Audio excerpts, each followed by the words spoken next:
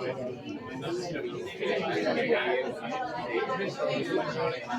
noches. Calle. Buenas noches. Hola, buenas noches. De nuevo.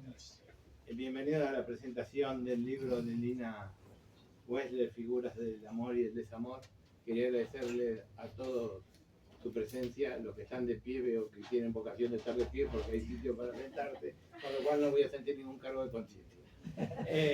Nada más agradecerle, como decía, la presencia, agradecerle a Lina que haya querido publicar este libro en nuestro sello editorial, y agradecerle a Daniel Schoffer, que también es autor de nuestro sello, y a Jorge Alemán, que hayan querido hacer la presentación esta noche. Lo único que no pregunté quién iba a comenzar.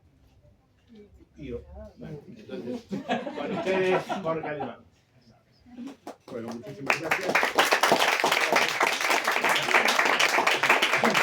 Bueno, agradecidísimo. Estoy también muy agradecido de que Elina me haya dado la posibilidad de presentar este libro, que es un libro que lógicamente me concierne mucho, porque la relación psicoanálisis-poesía, la relación psicoanálisis-literatura, es algo que siempre me ha atravesado y que ya a esta altura tengo una curiosidad de por qué razón en Argentina hay cientos y cientos de escritores y psicoanalistas a la vez. Es verdad que son dos tareas absolutamente comprometidas con la palabra, que en todos los casos se pone en juego la escucha, en todas las situaciones está el problema del decir, pero luego eso se desvía. En la escritura poética hay un cálculo entre el sonido y el sentido, y en el psicoanálisis la pertinencia del decir según la posición del sujeto. Pero es infinita la cantidad de escritores y psicoanalistas, no psicoanalistas que escriben, sino personas que, como es el caso de Lina, tienen una dedicación a los dos sitios absolutamente crucial, vital. ¿Sí? Esto realmente, tengo algunas explicaciones sobre esto, pero desbordan en este momento de escena. Figuras del amor y el desamor. El amor parece más difícil que el desamor, pero ahí hay una serie de fronteras porosas que Lina indaga entre relaciones que podemos decir emblemáticas. Son relaciones que están atravesando la cultura occidental. Eso me parece un hallazgo porque introducen esas relaciones puntos de vista que son francamente interesantes, porque es verdad que el amor es la respuesta que le dan los seres humanos a una serie de imposibilidades, a una serie de obstáculos que a través del amor de algún modo sostienen o soportan o logran resolver. Y Elina esto lo muestra muy bien. Voy a empezar por una, Sartre. Sartre me gusta especialmente, Simone de Beauvoir y Sartre, una pareja que en mi juventud era absolutamente crucial y representativa. A mí siempre me gustó Sartre. Me acuerdo que tuve la oportunidad de verla desde lejos en la Coupole en París, un mismo día que había visto Lacan. Con Lacan fue frío para mí verlo, en cambio con Sartre me emocioné por todo lo que implicaba para mi generación. Resulta que Sartre y Simone de Beauvoir son dos intelectuales que se proponen vivir como piensan y pensar como viven. Eso es un poco peligroso y no sé si es muy aconsejable. Creo que habría que vivir más o menos como se piensa y pensar más o menos como se vive. Pero estos son dos que se proponen realmente establecer en su vida el rigor de su pensamiento. Y el rigor de su pensamiento es la libertad. No es una libertad ingenua. Sartre sabe que la libertad es un resto ineliminable por cualquiera que sean las determinaciones de un sujeto, incluso en un campo de concentración. Hay algo minúsculo, efímero, instantáneo en donde el sujeto decide. Bueno, como está la libertad entre los dos, ambos tienen amantes y conocen todas sus aventuras.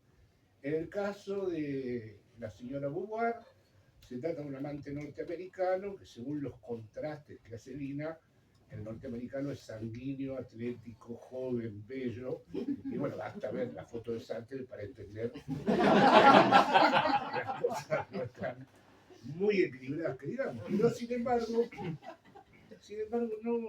no hay ningún momento, está confesada la pasión por ella, está todo el tiempo la sensación que ella tiene de descubrir en Sartre más un goce y en el filósofo más un pacto, podríamos decir, ¿no?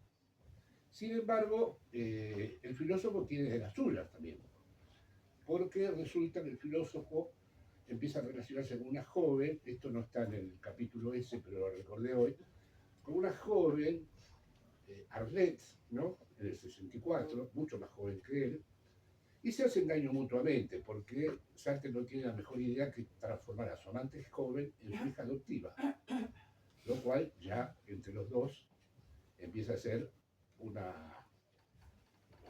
vía crucis. Cada uno sabe todo del otro. Y transformar en hija adoptiva al amante toma una dimensión, no sé, apasionante, podríamos decir. Bueno, la cuestión es que esto dura hasta el final, porque cuando ya Sartre envejece,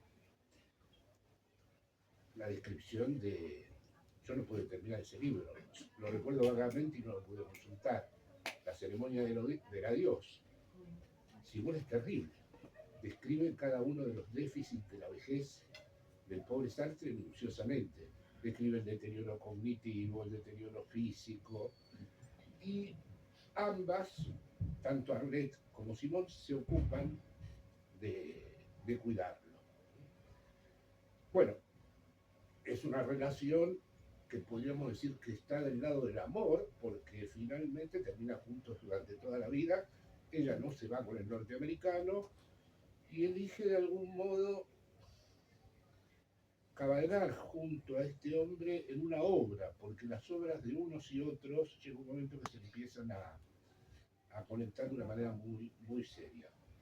Es un periodo del siglo XX y creo que sería muy difícil en la actualidad, no sé, en algún programa de Gran Hermano, tal vez, ver una relación como la de Sartre con Simone Beauvoir. Otra que me interesó especialmente es la de Nietzsche, con la Lu Andrea Salomé. Lu Andrea Salomé es una mujer emblemática para muchísimas mujeres del mundo. En mi generación, Lu Andrea Salomé era lo máximo. Rilke, Nietzsche y Freud y una sola tacada. No se puede superar esto, ¿no? Hay una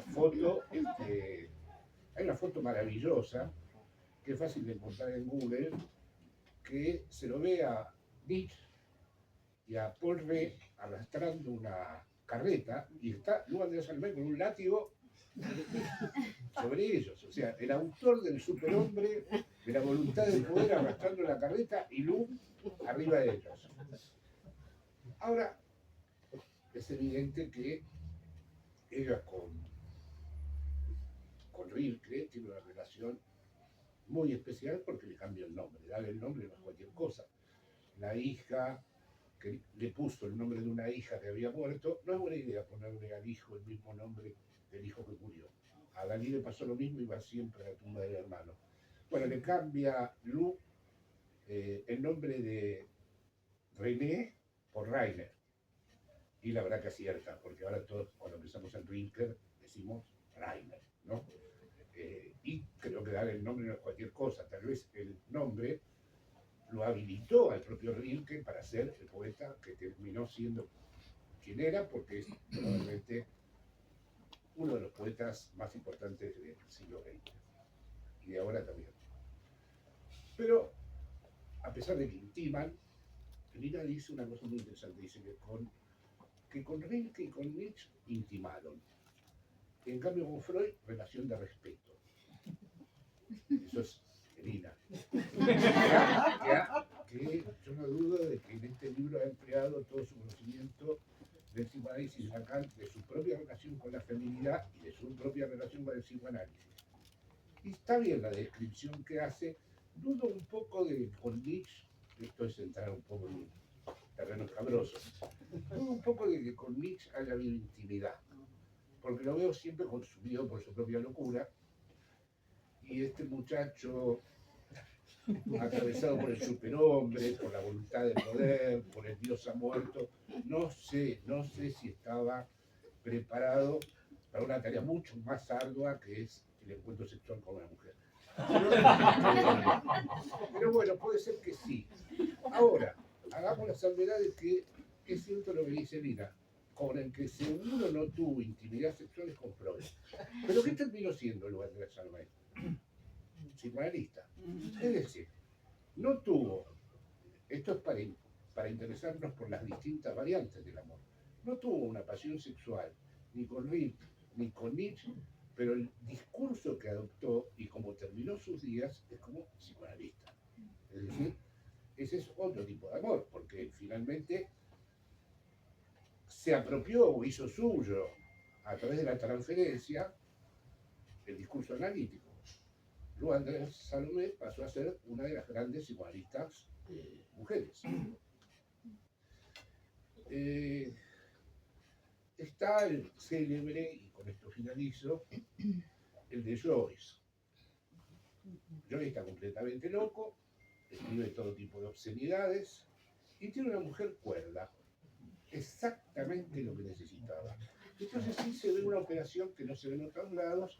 Ya se sabe que a Lacan le interesó mucho la figura de Joyce y allí teorizó sobre una cosa que él llama síntoma con la grafía antigua, que consiste básicamente en dar cuenta de cómo alguien construye un síntoma que le permite no volverse loco, o si está loco le permite no ser psicótico, ¿no?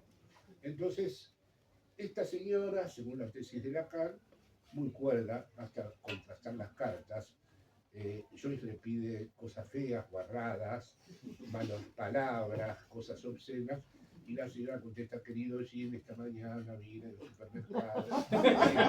No hay ningún tipo de correspondencia al respecto, pero es verdad que les funciona como un soporte que hace que no esté el ojo, hasta tal punto, que es muy conocida la anécdota que Nina se ocupa de evocar, en donde Joyce va con la hija, con Lucía, muy preocupado por los brotes psicóticos de Lucía, a verlo a Jung, y Jung le dice, bueno, es psicótica su hija.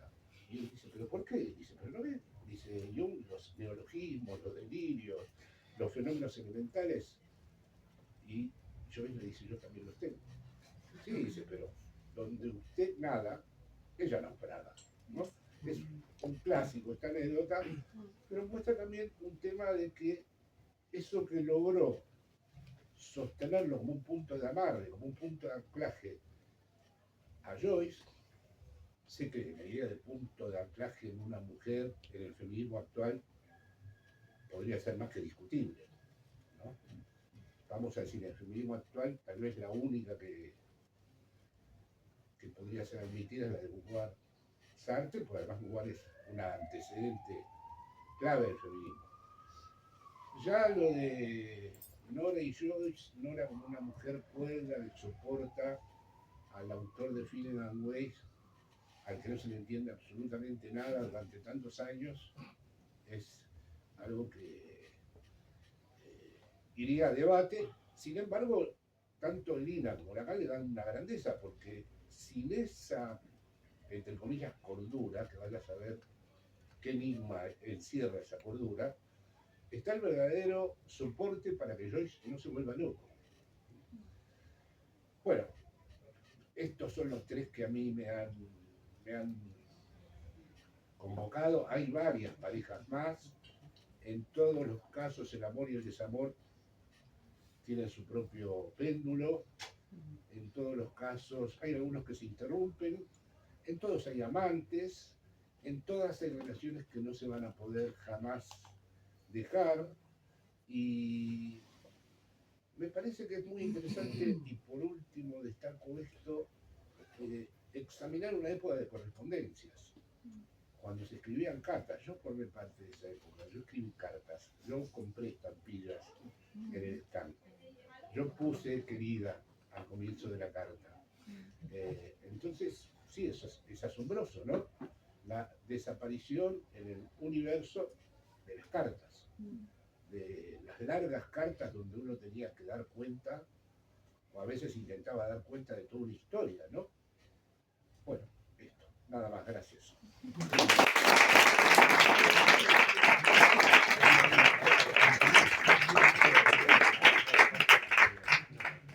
Daniel, Sí. Perdón, hay una silla ahí en primera fila. Tienes una silla.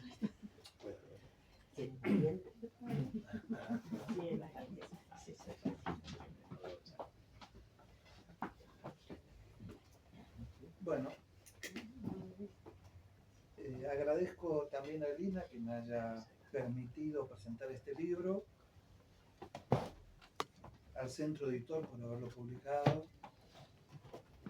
Y nos encontramos con un nuevo libro de Lina, una nueva edición hecha por Centro Editor y una alegría para los lectores.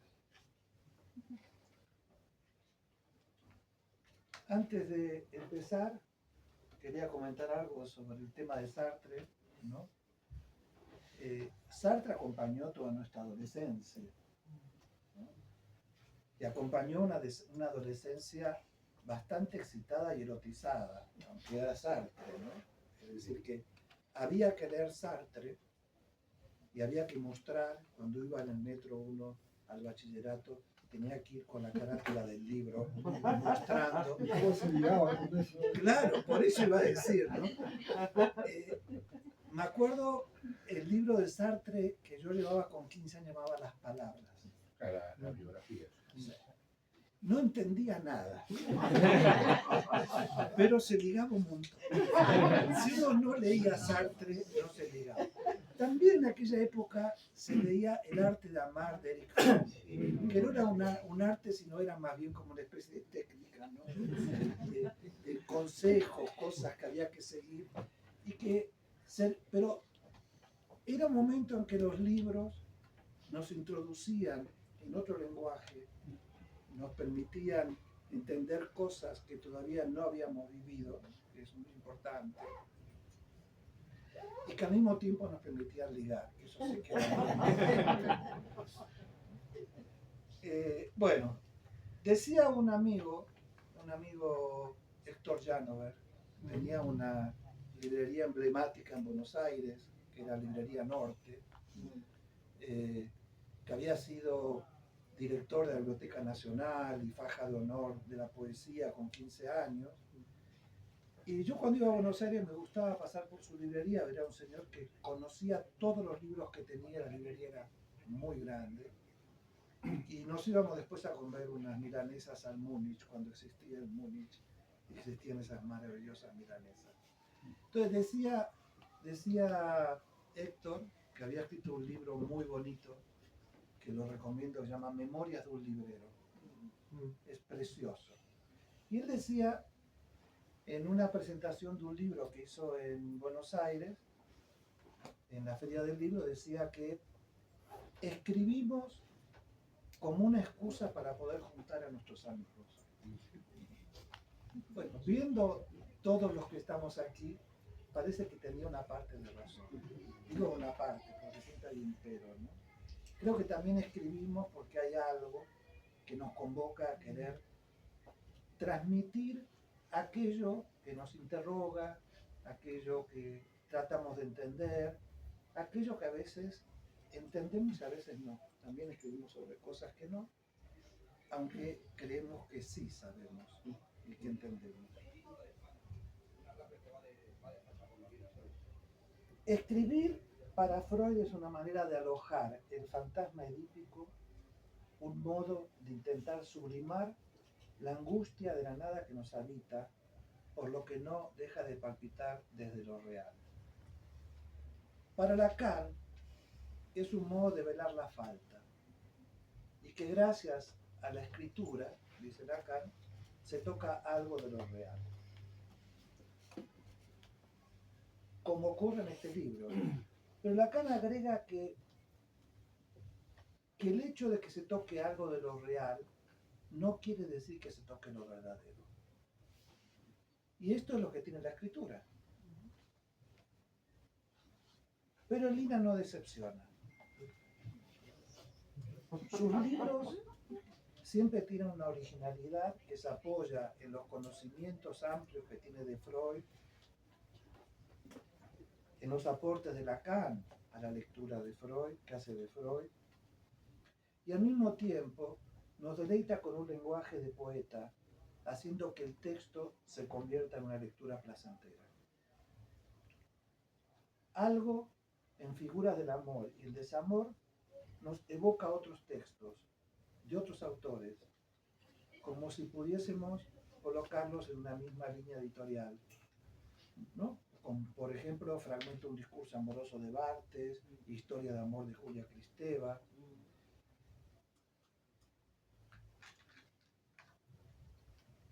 Entonces, ¿qué nos dice Lina?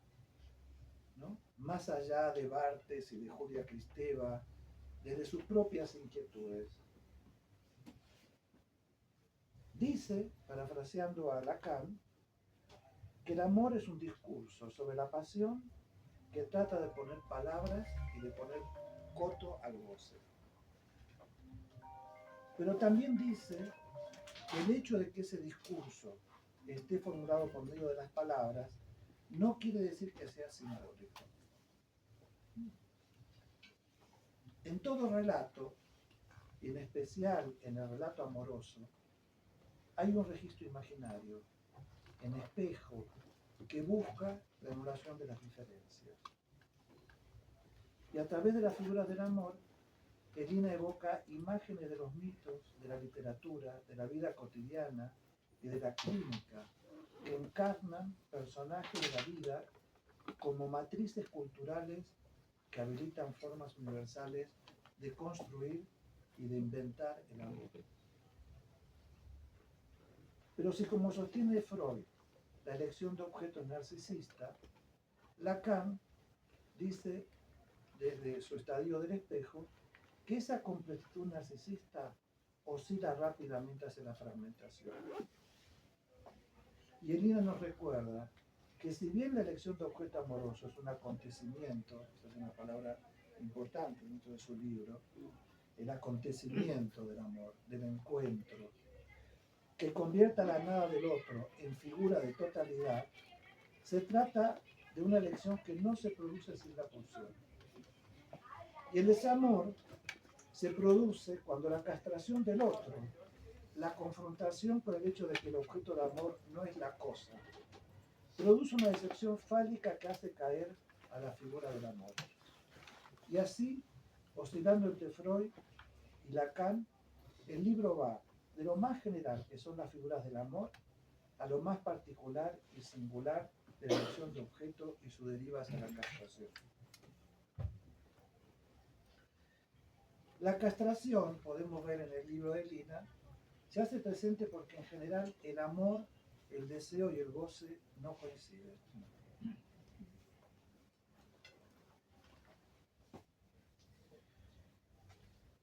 Y de esto hablan nuestros analizandos, de la castración, de la falta en ser que se delata cada vez que fracasan en su intento amoroso por hacerse uno con el otro.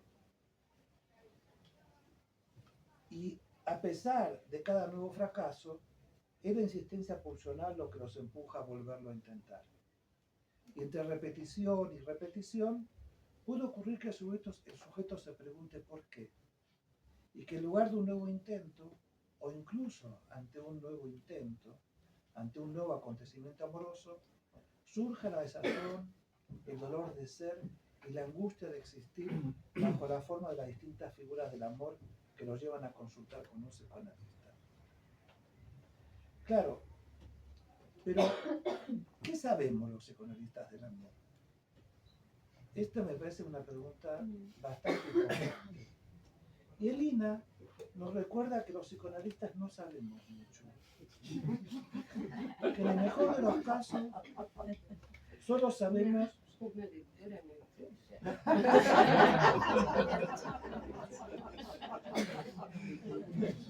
la escritora no está de acuerdo. Nos recuerda que los psicoanalistas no sabemos mucho del amor. Que en el mejor de los casos Solo sabemos que no hay coincidencia entre amor, deseo y goce. Y también sabemos que este saber, no nos sirve como antídoto ante nuestros propios estragos amorosos. Eso es verdad.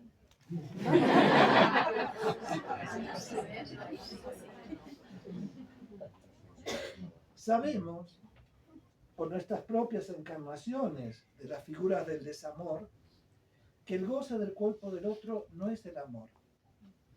Y como dice Lacan, que el amor no es el uno, porque el deseo indestructible e imposible de satisfacer se ocupa de mostrar las fallas toda vez que el sujeto que habla trata de obturar su falta con el otro.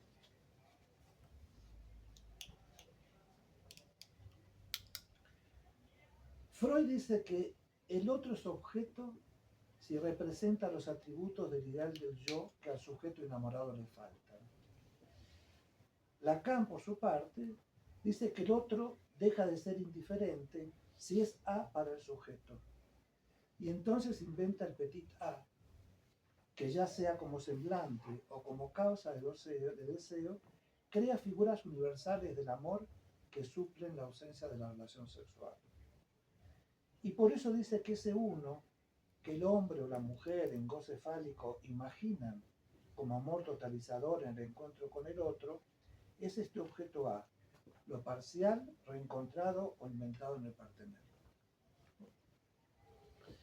Es este objeto A el que encontramos en las figuras imaginarias del amor, mientras que en el desamor se hace presente por castración del objeto que confronta al sujeto enamorado con su A. ¿Cómo lo dice Elina en este libro? Lo dice recorriendo distintas figuras del amor, tales como el amor de la madre, de Medea, la maternidad en la tragedia, Fedra y el arrebato pasional, Edipo y Hamlet, la erotomanía masculina y femenina, la anorexia y la bulimia, las adicciones, los amores pasionales de los literatos, las perversiones, el amor en la menopausia, la sexualidad más allá de los 60, las nuevas sexualidades, las cartas de amor e incluso los poemas eróticos. Todo esto lo vais a encontrar en el libro. Es un libro interesante y lleno de propuestas para pensar tanto la vida como la clínica psicoanalítica. Un libro para leer con un bolígrafo a mano para anotar en los márgenes. Así que solo me queda por decir gracias, Elina, por este libro que ya no es tuyo.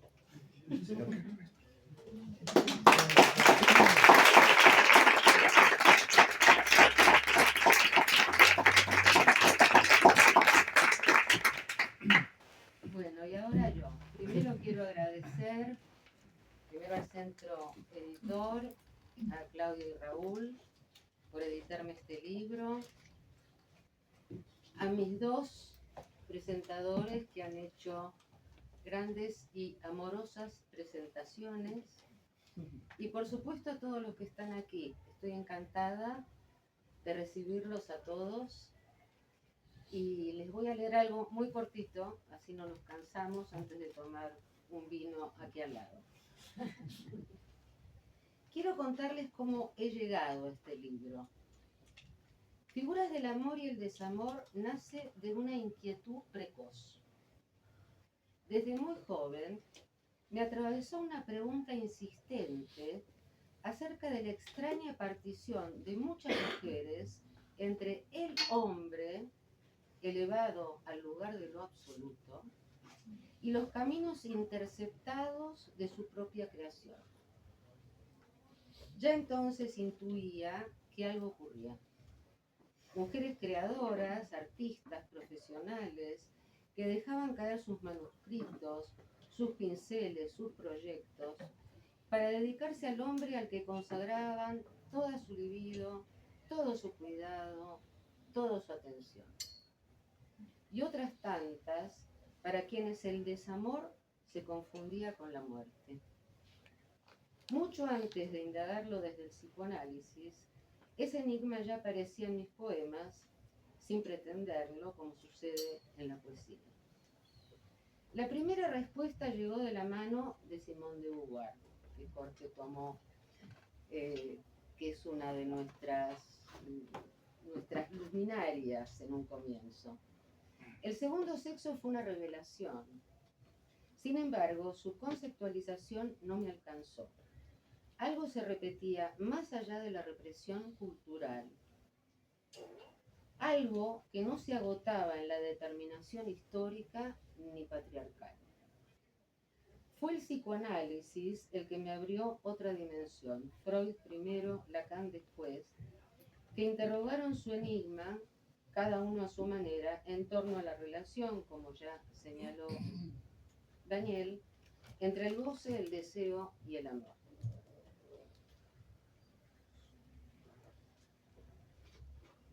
Escribo aún y me retorna el seminario 20 de Lacan, otra revelación. Allí encontré una lógica diferencial entre el goce masculino y femenino que me permitió leer de otra manera el texto que traían mis pacientes al confrontarse con el éxtasis y el sufrimiento amoroso. Esta presentación me permite resignificar mi recorrido escritural en este sentido, que va del enigma al poema, del poema a la teoría, de la teoría a la clínica. En este libro desarrollo la lógica del don,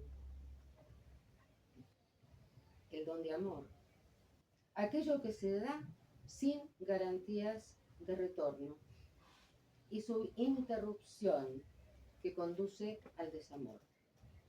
También sus síntomas, en femenino y masculino. También el odio que enlaza, las nuevas formas de encuentro en pospandemia, los excesos que arrasan, la exclusión del amor que empobrece. La economía de mi escritura proviene de la poesía. Condensa, a veces me dicen que demasiado. No busca cerrar el sentido, deja espacio para que el lector complete el enunciado. Este libro es un nuevo despliegue de todo mi recorrido. En la metáfora milenaria, nuestro primer libro de psicoanálisis con mi amigo Daniel, allá lejos y hace tiempo, la cuestión ya estaba planteada a través de las figuras míticas de Eva y Lilith y la cuestión de la maternidad a través del juicio Salomón. En psicoanálisis en la tragedia, los y las trágicas griegas me condujeron por los caminos del destino amoroso fatal. Orientada esta vez por Freud y George Steiner, indagué la diferencia entre lo trágico y lo dramático en el amor. La impronta de tiempos modernos y arrebatos femeninos, obsesiones masculinas, fue mostrar cómo esas figuras del pasado bíblico y griego se visten hoy con otros ropajes, pero insisten. La literatura y la poesía nunca dejaron de acompañarme. Por eso se encontrarán en estas páginas con grandes escritores, algunos de los cuales ya mencionó Jorge, y digo otros, Kafka, Baudelaire, Virginia Woolf, Henry Miller, Sylvia Plath, Marguerite Duras, a través de las cartas dirigidas a sus parejas y amantes. Verdaderas pasiones literarias, otra escena del inconsciente en acto. También se encontrarán con figuras del odio-amoramiento y con los signos de la recesión del erotismo en nuestro tiempo. Y para finalizar, el poema erótico, donde el cuerpo amado y el cuerpo del lenguaje se entrelazan. Figuras del amor y el desamor es entonces un recorrido por tragedias antiguas, pasiones contemporáneas, cartas incendiadas y casos clínicos que me permiten anudar teoría y clínica. Es también una propuesta, la posible salida vía analítica del goce más allá del principio del placer. Una nueva posición del deseo que permite reconocer la falta en el amor, no como falla o impotencia, sino como condición, Si este recorrido continúa en ustedes, si se prende en sus propios amores y desamores, este libro habrá cumplido su deseo. Muchas gracias.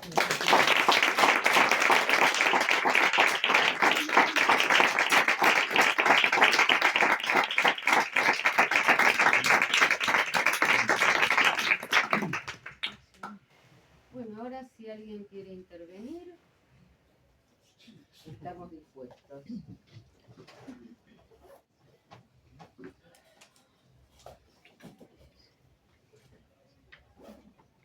¿Nadie Es que quiere ha sido tan intervenir? interesante que nos has dejado sin palabras. Muchas gracias. A mí.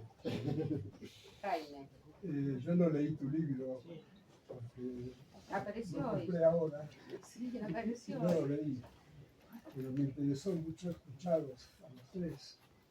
Me parecieron intervenciones sugerentes, ricas, graciosas, y que no está justamente que hablar del amor es muy difícil, ¿no? Por eso yo me acuerdo de la ópera de Bizet, de la canción L'amour, l'amour, l'amour, l'amour, que es una repetición constante, pero l'amour ¿qué?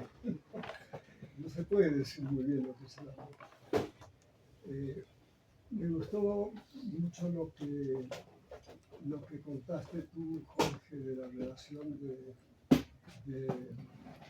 Joyce con Lacan, y quería agregar algo sobre eso. Hace poco estuvimos en Trieste, Begoña y yo, y estuvimos en la hermosísima exposición que hay de Joyce, de Saba y de Italo Svevo, que está en un conjunto maravilloso, ¿no? Entre paréntesis, ahí me enteré que Italo Svevo fue el que le enseñó a Joyce todo lo que él sabía del judaísmo, porque la descripción que hace de Leopold Bloom, uno dice, como un irlandés que nunca había visto un judío en su vida, ¿cómo sabía tanto del judaísmo?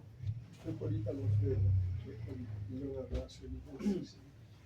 Pero volviendo a lo que tú contabas de la relación de Lacan con Joyce, también hay una carta que Lacan le escribe a Joyce en el año 39, algo así, contándole que Freud había pasado por París en su viaje a Londres, en el exilio, y que él no lo iba a visitar a Freud, porque si lo visitaba, iba a tener que cantarle las 40 a Freud, como Joyce le canta los 40 a Freud en Finnegan's Wake y en todos sus textos. Me parece muy interesante esa Sí, historia, ¿no? era una fiesta en lo de Marie Bonaparte Claro, para exactamente. homenajear a precisamente a Freud.